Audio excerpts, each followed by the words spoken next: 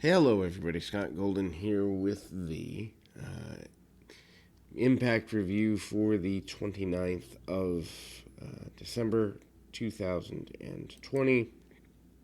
This will be a really short episode because it's just an awards show and moments throughout the year. I completely think that this is a waste of time.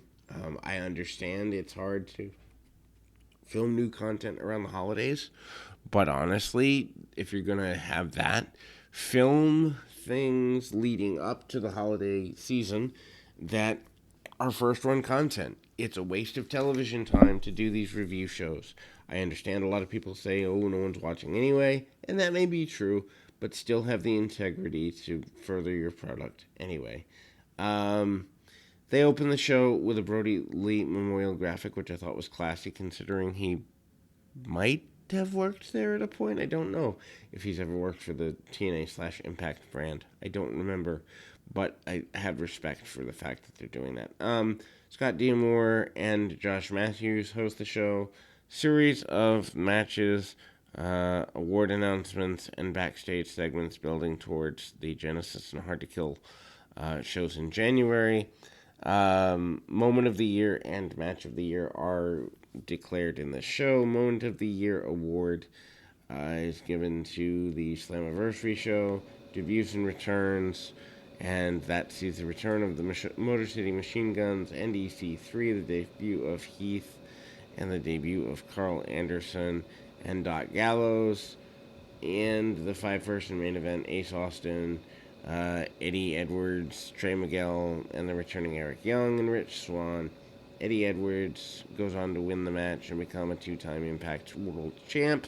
Match of the year was the five-way World Championship match, elimination style. Not necessarily sure I would call that the match of the year. I've been watching since April. I also find it hard to do these whole match of the year rankings because nothing in 2020, I don't.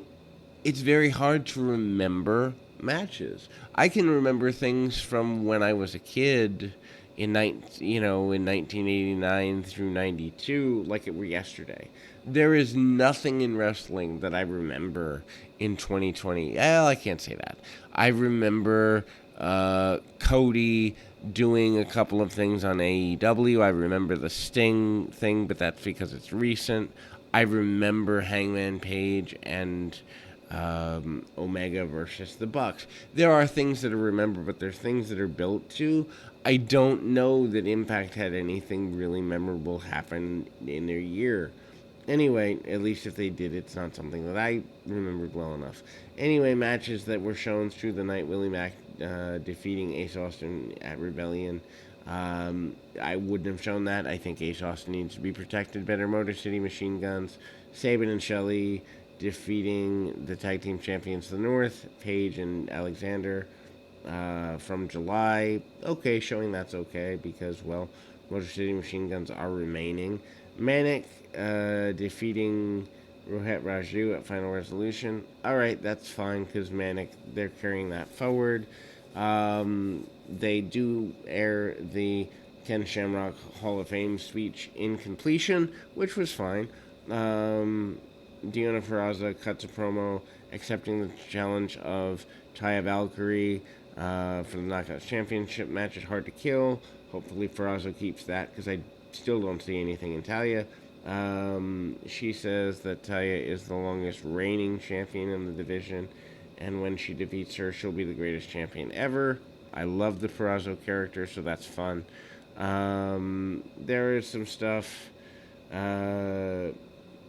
with kind of New Year's resolutions for 2021, plans for that, which Rich Swann, Willie Mack, Kiera Hogan, Tasha Steeles, Jordana Grace, Brian Myers, and Eddie Edwards all take part in that. Matthews and D'Amore announced the card for next week, including Rhino and Cousin Jake. What a drop for Rhino versus Eric Young and Joe Doring. Moose against Matthew Palmer in kind of the new guy challenge deal, and Eddie Edwards, Sammy Callahan, and the return of Kenny Omega. Omega matters. The Eddie Edwards and Sammy Callahan thing is just, it's stale. It's been going on too long. Anyway, Like I said, it's a review show that literally no one needs to go out of their way to watch. Hopefully, 2021 is a good year for Impact and a good year for you. We'll be back with the AEW Dark Review and more right after this.